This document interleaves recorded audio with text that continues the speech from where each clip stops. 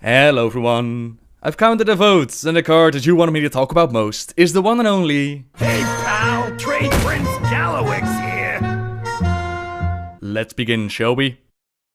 Jester Gallywix is the ruthless, scheming, wealthy trade prince of the Bilgewater cartel and leader of the goblins allied with the Horde. In his youth, he lived alone with his father, Luzik Gallywix, because his mother left him when he was very young to live out her life of piracy. On his 10th birthday, Gallywix decided to run away from his home of Drudgetown to follow in his mother's footsteps and become a pirate king in the South Seas. He was about to step outside the door and never become the trade prince that we know him as today, until he heard his father being shaken down by a loan shark called Skezo. His father's ideas never went according to plan. He wasn't great at running his business. He didn't even force his own son to work for him, which was very embarrassing to Gallywix. And to top it all off, Skezo ate Gallywix's birthday cookie, which pissed him off royally. He decided to abandon his plan of becoming a pirate and decided to stick around. He borrowed some money from Skezo's loan shark and he promised to pay them back with interest. That night, Skezo and his entire gang, the loan sharks included, they showed up to collect what was owed. There's nothing that draws out Goblin society faster than public humiliation, so all around Copper Street, doors opened up and the neighbors they leaned out to watch. Only Gallywix's father was gone, out to get his son a new birthday cookie,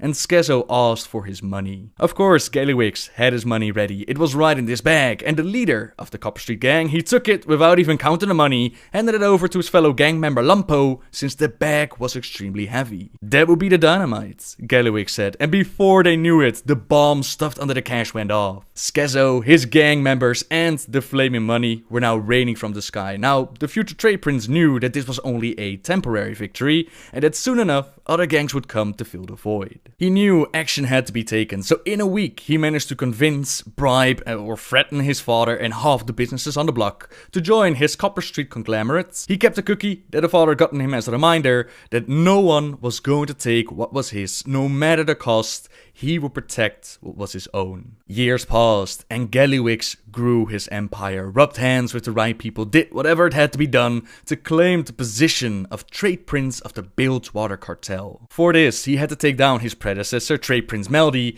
and despite falling in love head over heels with Meldy's daughter Nessa, Gallywix could let nothing stand in his way, and he carried out his plans. He lost the girl in the end, but he didn't care. He had limitless wealth and power. To this day, he still sends Nessa a new painting every year of him enjoying his riches, and in return she sends him plain boxes wired with explosives. Who says that long distance relationships don't work? Now Gallywix, he's not the only trade prince in the world. He's specifically tied to the Bilgewater cartel, which is part of the Trade Coalition, the name of the Goblins Merchant Empire. There are more known trade princes in the world, but it's not clear what faction each of them belong. Regardless, this video is about Gallywix, and around the Cataclysm, a goblin that will not be named, they tried their best to kick him off his throne and take his place. This goblin is the player around the time of the Cataclysm, and we did just as Gallywix did. We rubbed the right hands, we made enough moolah, we drove over a few pirates, all seemed to go according to plan. Nothing could stand in the way of becoming the next trade prince.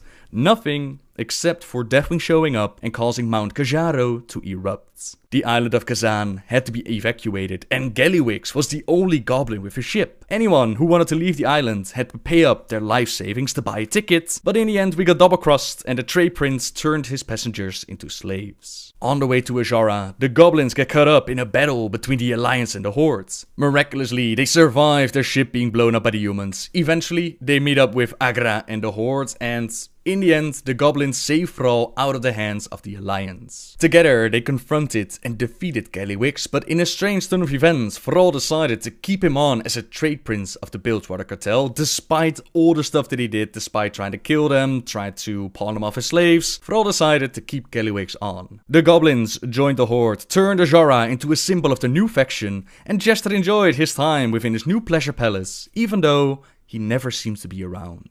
And that's the story of Trade Prince Gallywix. Now he has shown up throughout other parts of the storyline, like the Blank Scroll in Pandaria, the Siege of Orgrimmar, and War Crimes, but he didn't do anything major. The bottom line of the story is that some will see Jester as a monster, but he will look out for what is his if he can. He doesn't care what he has to do, who he has to threaten or sell. In the end, he'll send you to die if it will help the cartel's bottom line. Where's my cat? As always, I'll leave it up to you guys and girls to decide what card we're going to talk about next. So leave your suggestion in the comments down below, and who knows, your card might be used in the next video. Subscribe if you like my videos, leave a like if you enjoyed this one, and until next time guys, see ya!